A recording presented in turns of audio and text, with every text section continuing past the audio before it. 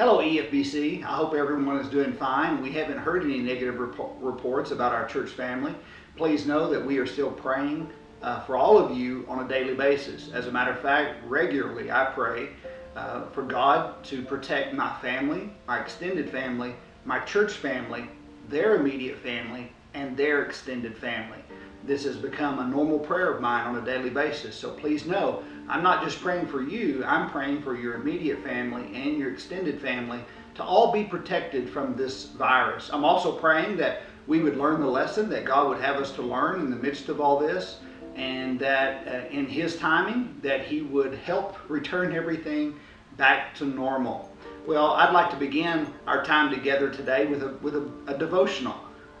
Psalm 65. Please listen to these words. If you have a chance, pick up your Bible and read along with me. Psalm 65. Praise is due to you, O God in Zion, and to you shall vows be performed. O you who hear prayer, to you shall all flesh come. When iniquities prevail against me, you atone for my transgression. Blessed is the one you choose to bring near, to dwell in your courts. We shall be satisfied with the goodness of your house, the holiness of your temple. By awesome deeds you answer us with righteousness, O God of our salvation. The hope of all the earth and the furthest seas, the one who by his strength established the mountains, be girded with might, who steals the roaring of the seas, the roaring of their waves, the tumult of the peoples, so that those who dwell in the ends of the earth are in awe at your signs. You make the going out of the morning and the evening to shout for joy. You visit the earth and water it. You greatly enrich it. The river of God is full of water. You provide their grain, for so you have prepared it. You water its furrows abundantly, settling its ridges, softening it with showers and blessing it with growth. You crown the year with bounty.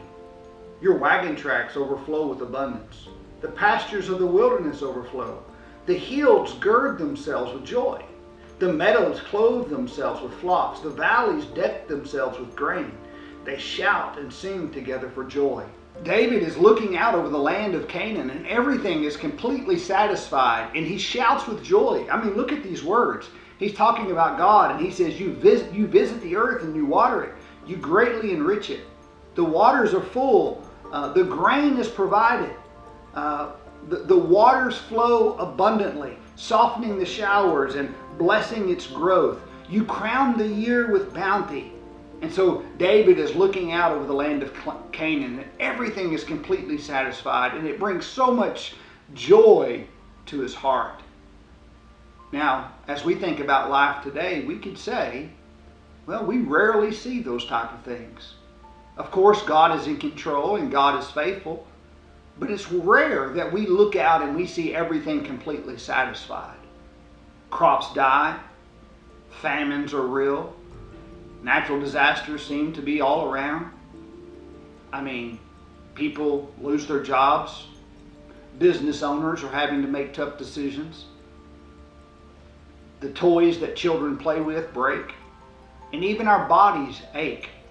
So we look at this and we say, man, of course, God was providing and satisfying the land of Canaan during this time. But it's difficult for us to see that today. Here's the reason why. Because we're looking forward to a new heaven and a new earth. You see, because of the death, burial, and resurrection of Jesus Christ, we know that one day all things are going to be made new. Here we are, and we're getting ready to celebrate Easter Sunday coming up, and this is the Passion Week.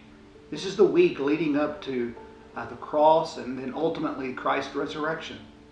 I pray that this week that you would realize as you look out across our land and as we struggle to see the land completely satisfied, remember that we're looking forward to a new heaven and a new earth, when Jesus is going to make all things new. And this is possible because it's death, burial, and resurrection. Also realize that our satisfaction doesn't come when everything in the land is going the way it's supposed to. Our satisfaction is found not in our predicament, but in a person. That's why the Bible tells us that Jesus is the bread of life. Let me read that passage right quick. It says, I am the bread of life. Whoever comes to me shall not hunger, and whoever believes in me shall never thirst. Don't forget that Jesus himself, he is our satisfaction. He is our joy. Don't look to the land. Look to the new heaven and the new earth.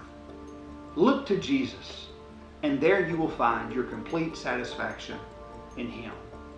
I prayed this week that you would spend much time thanking Jesus for his death, burial, and his resurrection. A couple of things I need to share with you. We will not have a normal Good Friday service, of course, like we normally would. Again, we are still asking people to stay home and not come to the campus. But here's what I'm going to do. On Good Friday at 6 o'clock, I'm going to be sharing a devotional. It's going to be not just a short devotional like this one, but I'm just going to spend some time with you and your family and whoever else may be with you. And we're just going to talk about the passion of Christ, talk about his crucifixion and what Christ went through on the cross.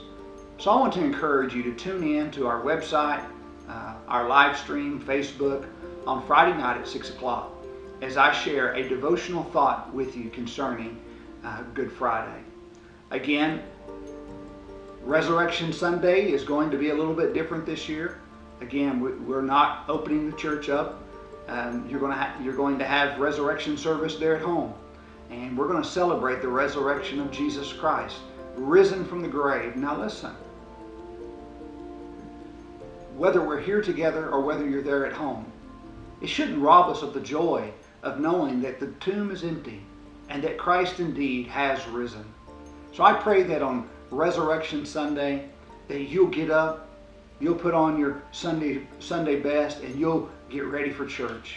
You'll get your children ready, and that we'll worship the resurrected Christ together, not in person here on this campus, but collectively through live stream. We will not have services Sunday night. We will not. I'm going to allow my staff to spend time with their families and with their children. So I want you to know that we love you. We are continuing to pray for you. Don't forget that if you have any need, just contact us and let us know. We would love to do what we can to meet your need. Continue to pray for our staff here at EFBC as we continue to work diligently to bring you the best services possible. Not to entertain you, but to worship together with you. God bless you. We love you. And I'm praying for you.